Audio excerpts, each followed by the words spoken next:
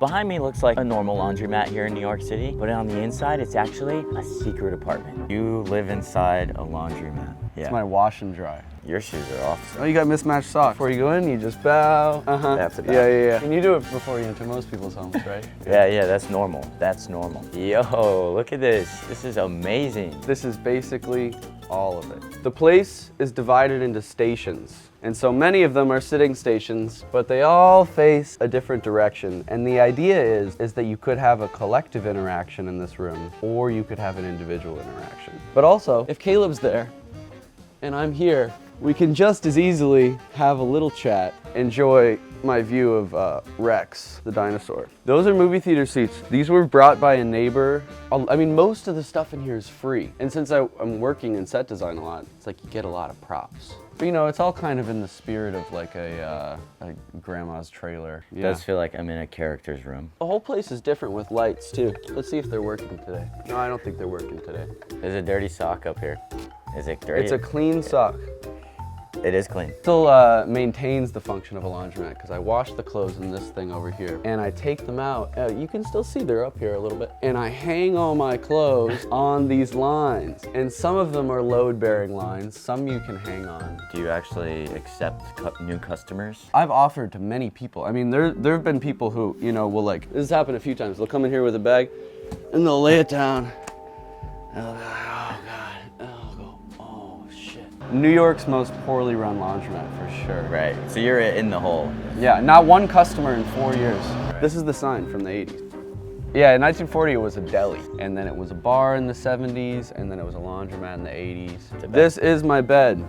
So I go up here and I fall asleep in 2 seconds, and then when I wake up, all I have to do is just roll, and then I get up, and I get my shit out and I hang it up. 6 hours for it to dry and then I start my day. Well, it's a walk-in closet, but it's in the air. Yeah, it's a jump-up closet. Yeah. Not really anything stays in its place. It's more like...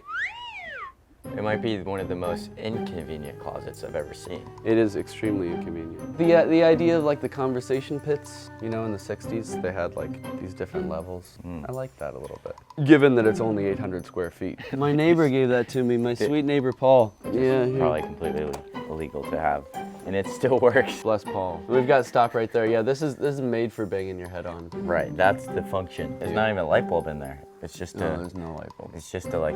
It's a headbanging box. 2 forms of stop signs right here. So this really is the stopping station. If I was to name the station, it really would be. I slept here last night. It's a very small kitchen. It's a really tiny one. It's really just made for one. I can put my butt against turkey and cook a meal right here. Those are some notes. Parking tickets, traffic tickets. And you know what? I wrote this maybe 2.5 months ago, and all of these are still equally relevant. Otherwise, they'd be marked out, right? Otherwise, they would. Well, I heard someone cough. Is someone in the back? Yeah, there's about 12 people sleeping in there. He said there's 12 people sleeping back there. Are you serious or no? I can't tell. There's people sleeping back there, yeah. There's one bedroom, yeah. Can we look at it? It's kind of walled off right now. It's walled off right now? The babies are asleep. What babies? Cole? He's sick. What is it, Papa? You wanna be in a major motion picture? Papa? Humans behind this. This is the bathroom. It's small, but it's mighty. You can put your camera up to this, and you can see me in the shower. It's a shower window. The people behind us right now, currently speaking to us through a makeshift wall, did they pay rent, or did they just hang out? Yeah, they throw a couple bucks. Yeah. Bucks my ass. There's legitimately a fire hydrant. This is a community fridge. It's for the people. I don't think there's anything. Oh, hey!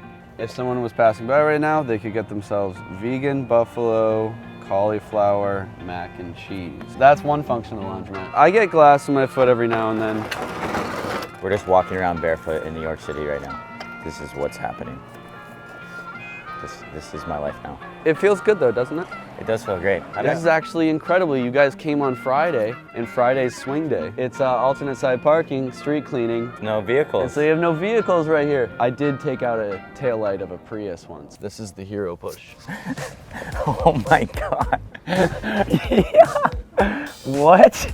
Dude, this is awesome. I think some people came and offered the landlord money, and this couple, and they built the room and the kitchen And then I found them like 5 years later when they were breaking up, and they were like, we need someone to take our storefront. So their breakup was your blessing. Their breakup was my blessing. Show you my paintings. Oh, I like this one. That's Drunk at the Zoo. I don't really have anything to say about it. Kind of wanted a space to paint. I didn't intend for it to be such an exhibition. Ishmael, how you doing, man? After a certain point, they started coming in here. It's kind of like a community watering hole.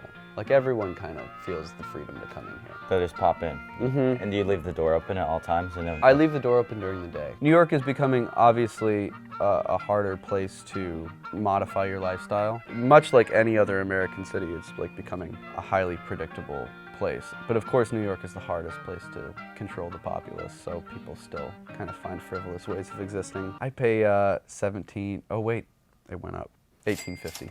If I've found any other storefronts, I'm not finding anything for less than $5,000. There's so many things in here that I'm still finding them as we walk around. Like how many trinkets and things do you think are in here? Like 200, 300?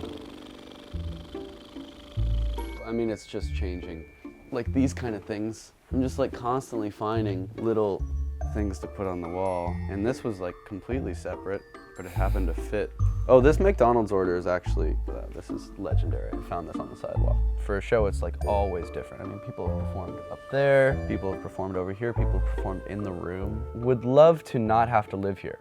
I would love to be able to have it just as a space where people can come, make what they need, display what they need. This is kind of the closest thing to an exhibit to look like. It's like a museum should feel like a jungle. There should be a little bit of danger in it. You should be able to, cut your hand on something, Or, yeah, I think people should be able to piss on the floor of a gallery.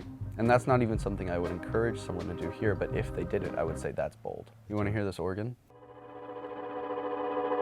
It's definitely the coolest place I've ever walked into in New York City. Really? Yeah. Really?